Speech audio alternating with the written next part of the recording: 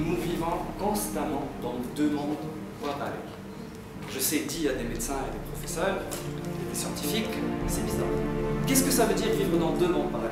Docteur Lilia Zribi, je suis vétérinaire biologiste à l'Institut Pasteur de Tunis et on a eu le plaisir aujourd'hui d'assister à la formation de Sir Khalil Bouzaïen. Dans le monde extérieur, il n'y a pas quelque chose qui s'appelle le stress, physiquement. Il n'y a pas quelque chose qui s'appelle l'amour, la haine, la peur, etc. La famille ne répond pas à ce genre de choses non scientifiques. Où est-ce qu'on est capable d'aller chercher toutes ces répercussions? C'est dans le monde intérieur de chacun de nous. Semiha Belhadja Ali, je suis technicienne supérieure majeure principale dans la fonction publique, biologiste, et j'ai un master de microbiologie. Donc je fais partie du comité de l'association amicale des surveillants section Institut Pasteur. Et je fais partie donc de l'organisateur de cette formation. Et la formation m'a beaucoup plu. Pourquoi?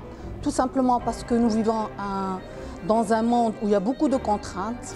Un peu d'anatomie et d'histologie. Donc le cortisol est sécrété par la surrénale, deux glandes situées au-dessus des deux reins. Aujourd'hui, on a compris la physiopathologie du stress, comment le cortisol agit donc comme facteur stress pour sécréter, comment les facteurs stressants ils vont sécréter le cortisol. Qu'est-ce que ça veut dire vivre dans deux mondes parallèles? Ça veut dire qu'on est constamment, en tout temps, en même temps, sur le plan physique,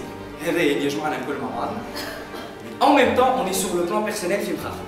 Aujourd'hui, on a bien appris ce qui était le problème, notre problème de confrontation par rapport au stress, notre problème par rapport à la vie quotidienne, notre problème par rapport à la routine. Quelqu'un qui est différent de 8 milliards